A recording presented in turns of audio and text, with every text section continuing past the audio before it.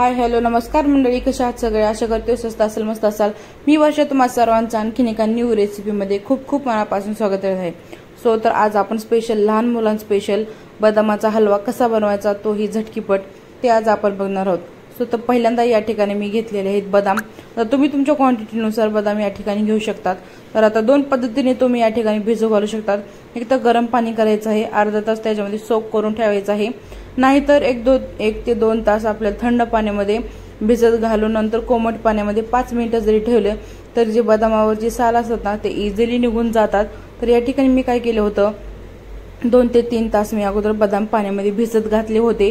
नंतर गॅसवर गरम पाणी केलं, त्याच्यामध्ये हे बदाम टाकून 5 मिनिटं फक्त आपल्याला गॅस बंद करून नुसते ठेवून द्यायचे आहेत, शिजवायचे नाहीत. या ठिकाणी ही एक टिप लक्षात ठेवायची आहे.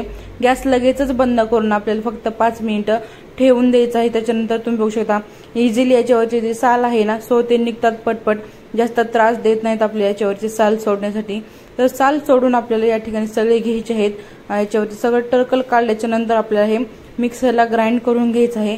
या ठिकाणी दरदर तुम्ही घेऊ शकता पिसून, किंवा थोडंसं त्याच्यामध्ये दूध टाकायचं, त्याची बारीक मस्त अशी.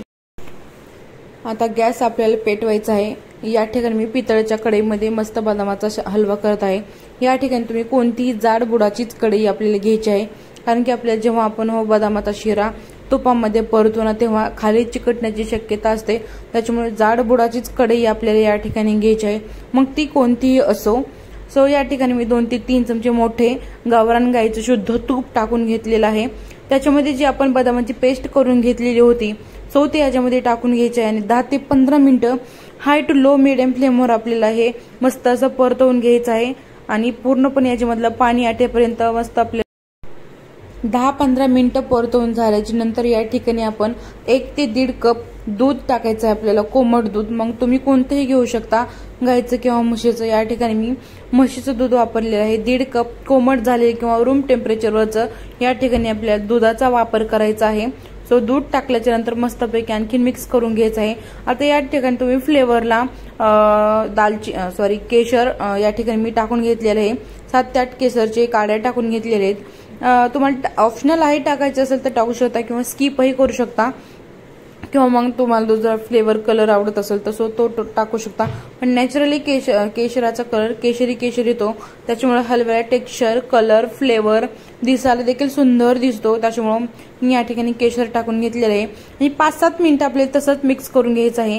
आणि थोडंसं आटल्याच्या नंतर शिरा या ठिकाणी तुम्ही चवीप्रमाणे या ठिकाणी साखर टाकून घ्यायची आहे. तर मी 2 चमचे साखर टाकून घेतलेले आहे. साधारणपणे मी 1 वाटी बदाम घेतले होते. 200 ते 250 ग्रॅम या ठिकाणी बदाम होते.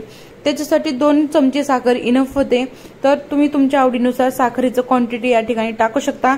साखर टाकल्याच्या नंतर आपल्याला आणखी मिक्स करून घ्यायचं आहे. थोडासा घट्टपणा तुम्ही व्हिडिओमध्ये बघू शकता. हलव्याचा कलर पण कसा झालेला आहे आणि टेक्स्चर पण तुम्ही बघू शकता.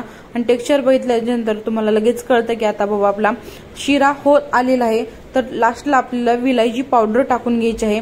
विलायची पावडर टाकल्यामुळे हलव्याचा जो फ्लेवर असतो, सुगंध असतो आणि चव सुद्धा अगदी अप्रतिम लागते. आणि फायनली लास्टला मी 1 चमचा आणखीन तूप टाकत आहे. हे सुद्धा ऑप्शनल आहे, टाकायचं असेल तर टाकू शकता, किंवा मग स्किपही करू शकता. त्याने आणखीन चव मस्त लागते. या ठिकाणी आपला हलवा बनवून तयार झालेला आहे. लहान मुलांसाठी जर काही गोड खायची इच्छा असेल, गोड आवडत असेल, तर हा बदामाचा शिरा तुम्ही लहान मुलांसाठी नक्की ट्राय करा. आय होप तुम्हाला आजची रेसिपी आवडली असेल तर प्लीज चॅनलला लाईक करा, शेअर करा, सबस्क्राईब करा. आणि अशाच मस्त व्हिडिओसाठी चॅनलला like, share, subscribe. Bye bye. भेटूया सगळं छान मस्त इंटरेस्टिंग